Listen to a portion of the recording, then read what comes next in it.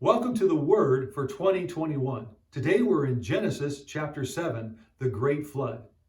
In Genesis chapter 6, Noah built the ark. God gave him the exact dimensions for the ark. He told him exactly how large it was supposed to be. There were to be 3 decks to the ark. There was to be a roof that was 18 inches from the top, and there was to be a door on the side. As Noah heard the plans for the ark and what God had intended with all the animals coming into the ark, I'm sure that this was an overwhelming task. This was going to be a huge job. It was probably intimidating for Noah. It was going to be hard. But Noah chose to follow God, and he did it anyway. Even though it was going to be hard, he did it. Now, in chapter 7, verse 1, this is what we read. The Lord then said to Noah, "Go into the ark, you and your whole family, because I have found you righteous in this generation."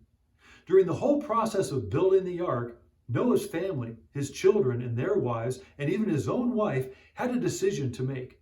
Would they follow Noah even though no one else did? Wickedness was the norm of the day. In 2 Peter chapter 2, verse 5, we read that Noah was a preacher of righteousness. He was preaching to the people, but no one was listening. He was preaching, but he didn't have one convert. Plus, in Genesis chapter 2, verses 5 and 6, we read that it had never rained on the earth before. And now Noah was coming to his family saying that God was going to make it rain. They might have looked at Noah and said, "What's rain?" But they followed Noah. Noah refused to compromise. Noah rejected his culture. Noah chose God. Noah chose to follow God and be obedient to him. Again, in chapter 6, verse 22, and chapter 7, verse 5, it says that Noah did everything that God had commanded him to do. Noah's choices influenced his family. Noah's choices impacted his family and saved his family. People today are affected by us. They're impacted either positively or negatively. People are looking at us to find out if our faith is real or not. As Noah's family looked at him, what did they see? They saw conviction. They saw character and integrity. They saw real faith being lived out in Noah's life. And because of that, their lives were changed and their lives were saved. Today, people are looking for 3 things. They're asking 3 questions. Is it real? Does it work? And are you enjoying it? Is it real? Is it more than lip service? Do you really believe what you say? Does it work? Are you putting it into practice? Does your walk match your talk? And are you enjoying it?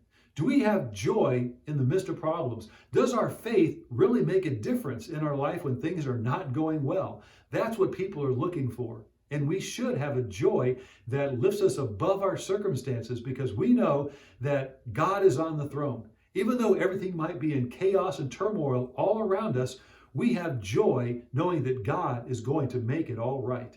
God is on the throne and we trust him. Therefore, we have joy despite our circumstances. When everything is boiled down, what does chapter 7 really tell us? It says that our homes are the greatest testing ground. The people that we live with know the real us. Let me put it another way. The people that you live with see the real you. The people I live with see the real me. The question is our faith real as they see us? I pray that it is. We're not going to be perfect, but we should be growing in our grace and knowledge of God every single day. And the people closest to us should see it by the way that we speak, act, and think. For Noah, he did everything that God had commanded him, and he impacted his family. I pray that we would be impacting our family in the same positive way. If these devotionals are encouraging to you, may I ask you to like this post and then also share it on your personal page so that others will see these devotionals too.